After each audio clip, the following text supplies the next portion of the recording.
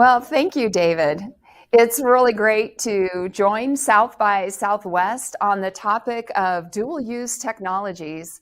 Today, we're going to discuss two fast evolving technologies, that of space and artificial intelligence, which have dual use applications. I'm really lucky to be joined here by such eminent leaders in both of these fields. First, we have Tory Bruno, who is the president and CEO of United Launch Alliance.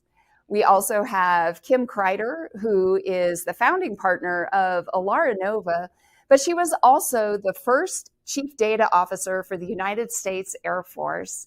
And then we also have Brian Morrison with us here today, who is the vice president and general manager of Space, Cyber, and Intelligence Systems line of business for General Dynamics Mission Systems. So welcome to all of you. Thank you so much for joining me. Well, I'm really looking forward to digging into this topic with all of you. It's very rich.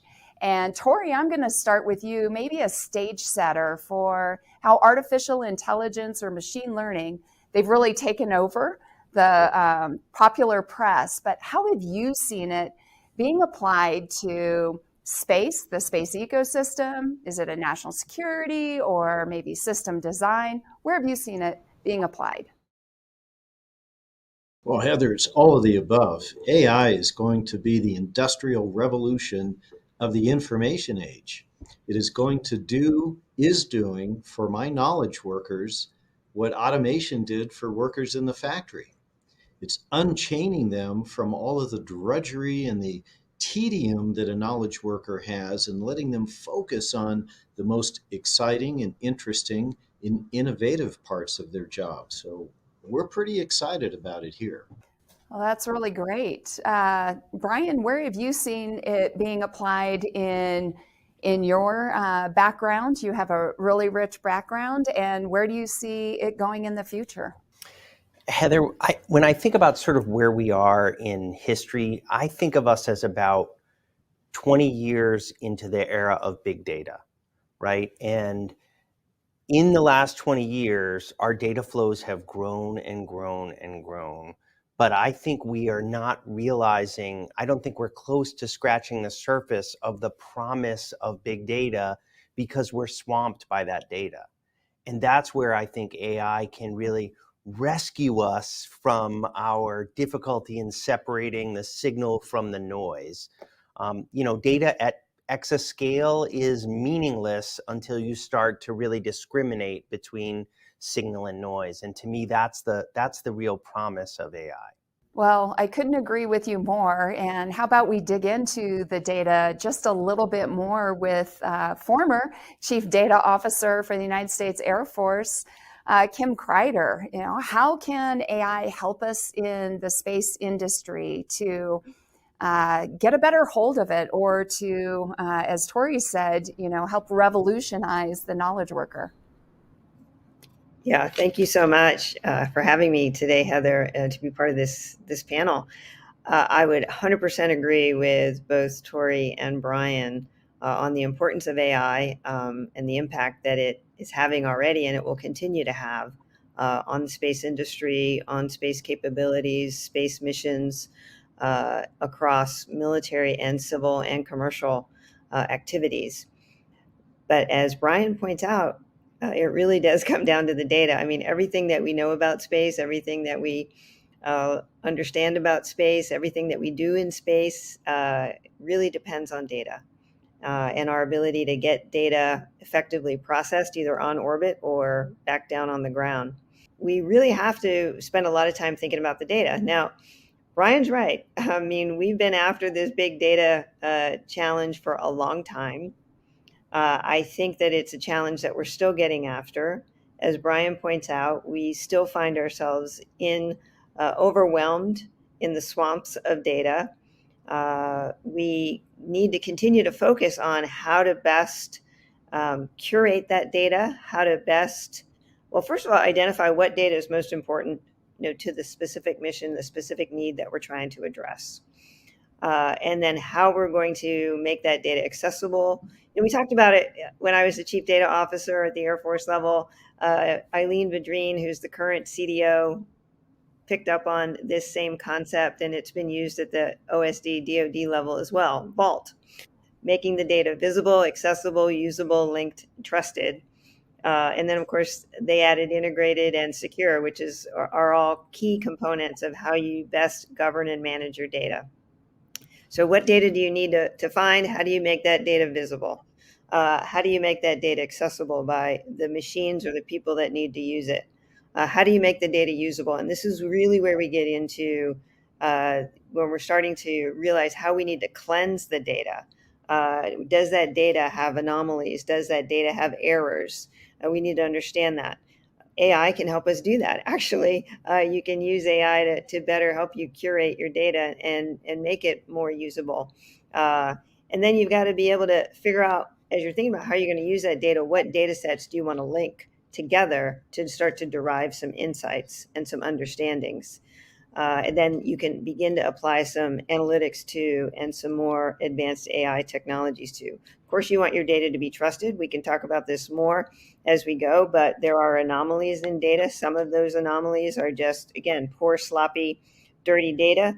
Some of those anomalies are anomalies that are inserted by bad guys, right? So we want to be able to find those anomalies. We want to know if the data has been so-called poisoned in any way, because that will certainly impact how we're going to use it, and do we trust it? And there's a lot that we need to think about in walking through that process of really making sure that we understand how to make the best use of our data.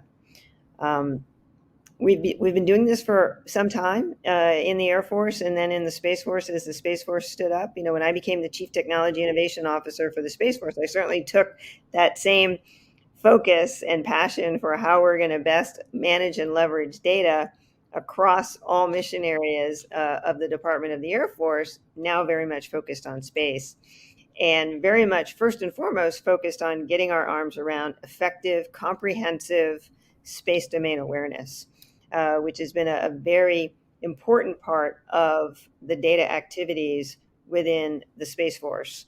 But data management and the application of AI supports every mission area of the Space Force, not just space domain awareness.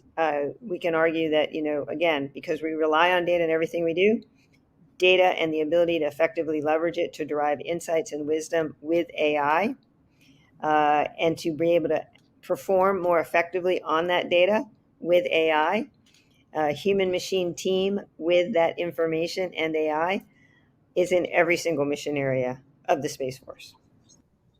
I would pile on too, Kim, that that's the right way to think about this, and in the kind of fascinating relationship that AI has with data.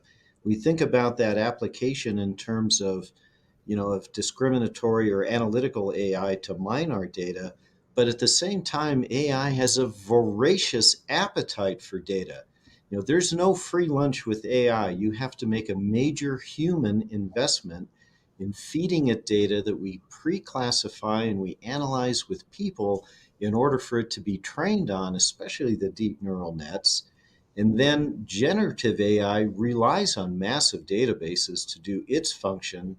And then finally, we get to the kind of functions that you were talking about. So it's a really integrated data tool kind of environment that I think is, in a way, very unique today.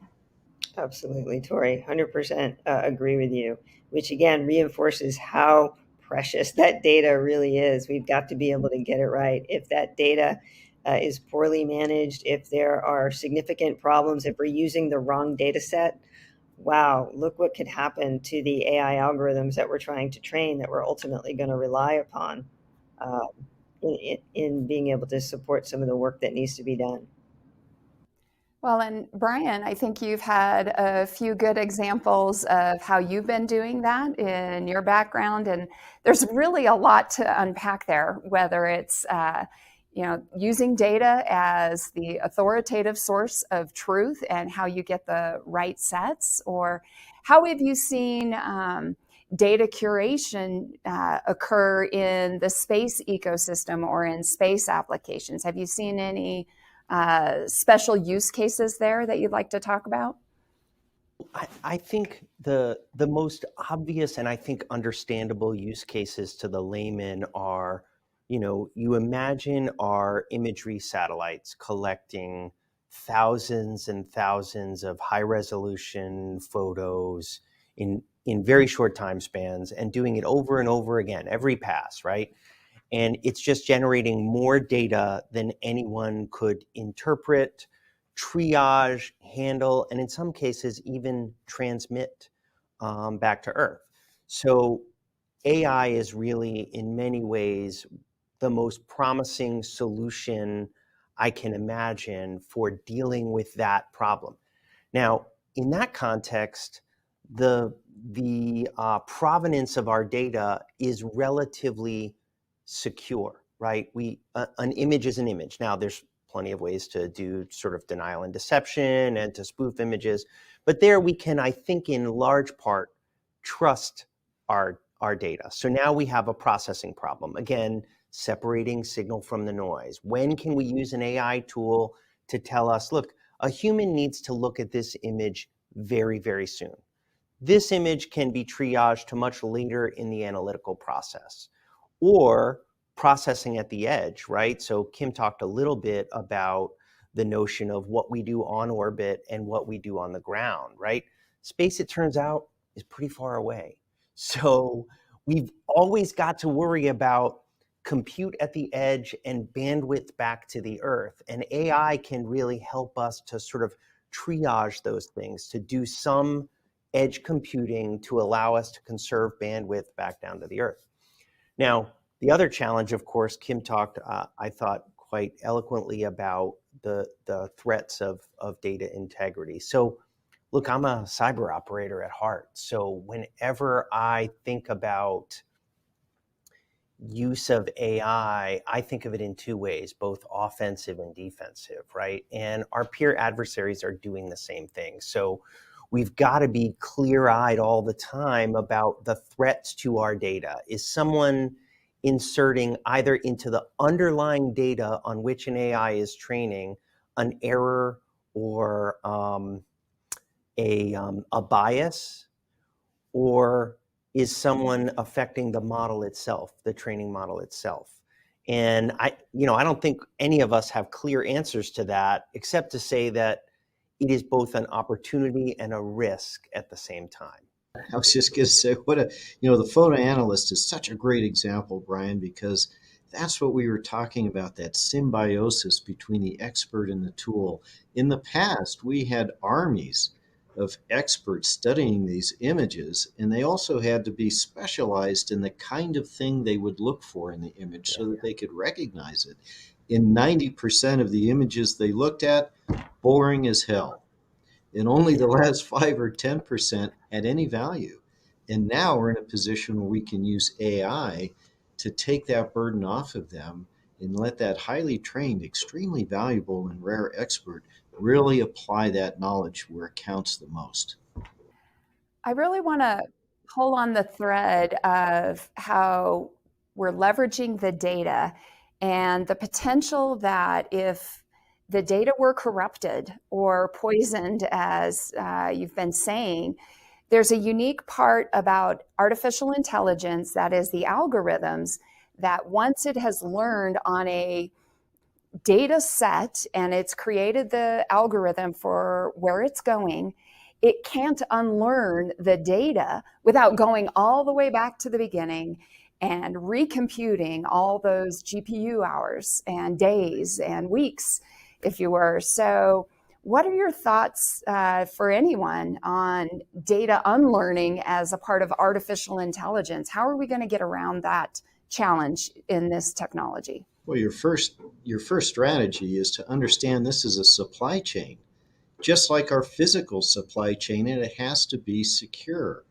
The commercial AI industry faces this problem all the time because they farm out, they outsource, they bitwork the training sets. There are whole companies that do nothing but provide training data, and they're supposed to have humans classifying data.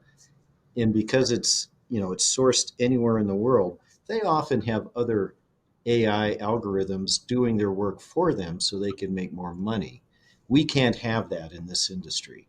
We have to secure the supply chain of our training sets just like we would our chips or our hardware or anything else.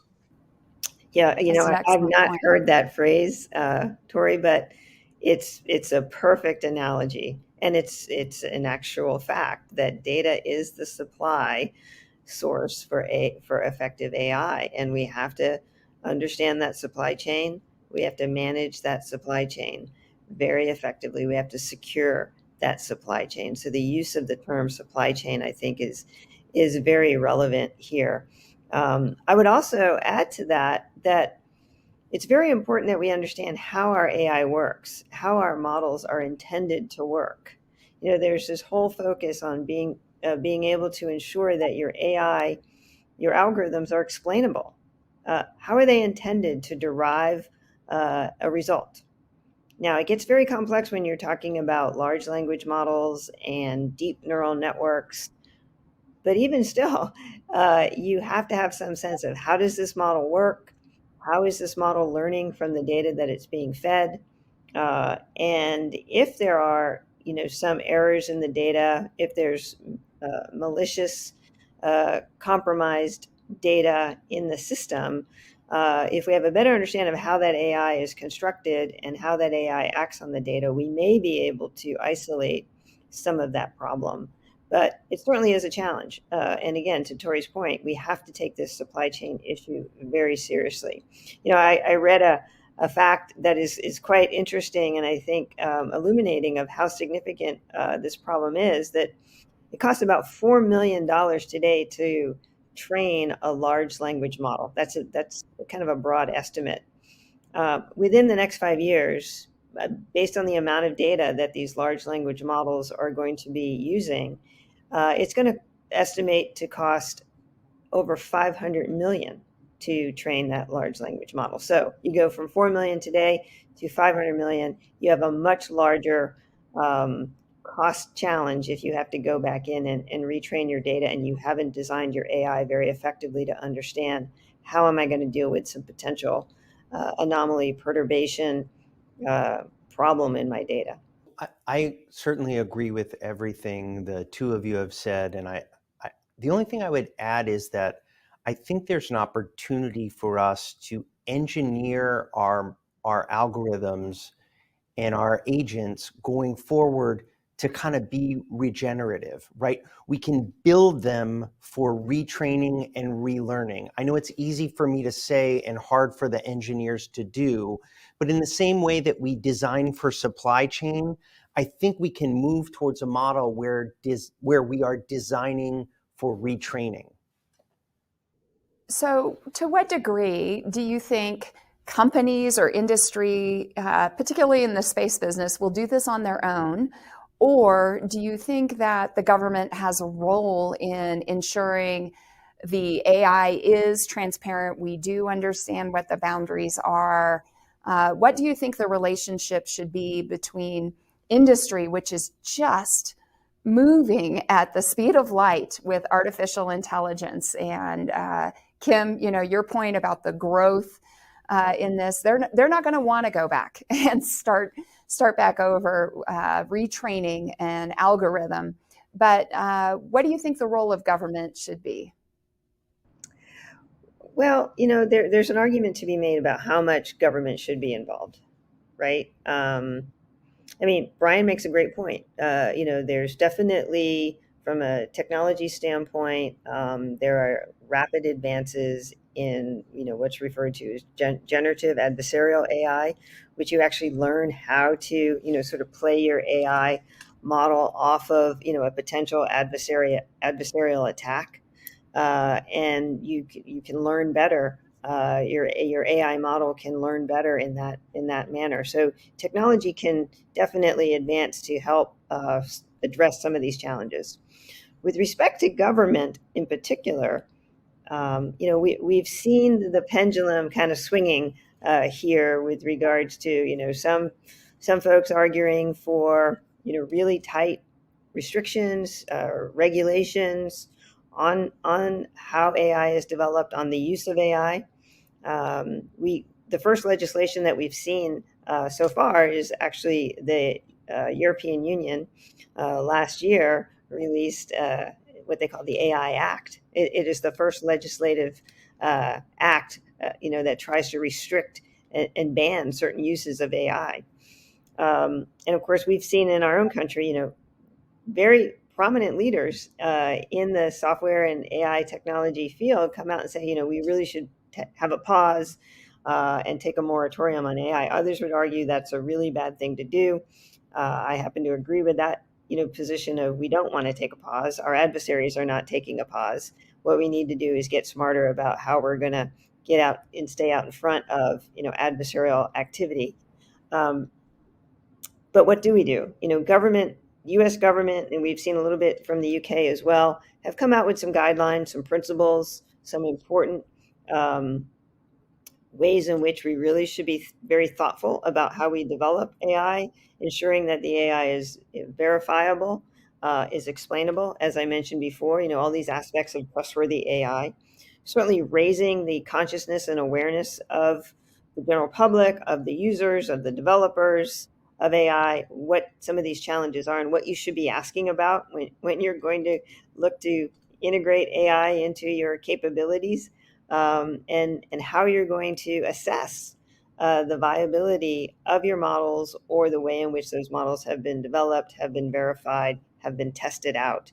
And I think that's going to be a critical factor. So, we had the executive order for AI that was released last year under the Biden administration that lays out some of these general principles, talks about the ethical use of AI, talks about really being aware of the potential for bias in your data and what that could do to skew outcomes. All of those things we need to take a close look at, and that will drive policy and other ways in which we go about the development and use of AI.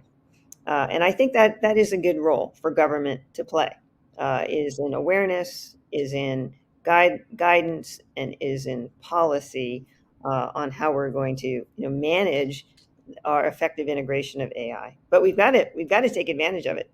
As Tory said at the beginning, this is the new revolution opportunity. This is going to advance everything that we do in our human existence, the way in which we learn, the way in which we go through our daily activities day to day is only going to continue to be enhanced through AI. So it's out there, it's in the world. We have to be able to take advantage of it to get the most out of it, but we have to do it, really mindfully, thoughtfully, and with some of this awareness of how to manage the risks. And I'd add to that maybe two ideas. The first being government should always do what only government can do. And in our world, there's a special role that government can play to enable this, because when you use AI, there's that voracious need for data, especially on the gen side. Your data goes into the wild. And in defense and certainly aerospace and ITAR related things, we have to have our own environment. And so the Gov Cloud is being stood up to provide that for us. The generative part of that is still pretty immature there. So there's a lot of work for the government to do to help us to be able to utilize the tool while keeping our data safe and secure and out of our adversaries' hands. The other thing I would offer that you touched on also, Kim, is that, if a society or a company or a leader that thinks that something being legal is the only measure of whether it is right or wrong, is an environment that is deeply flawed. Okay. We use laws where there is no other effective means of robust accountability. And that you should never say, well, it's legal, so it's okay. That's never true, rarely true.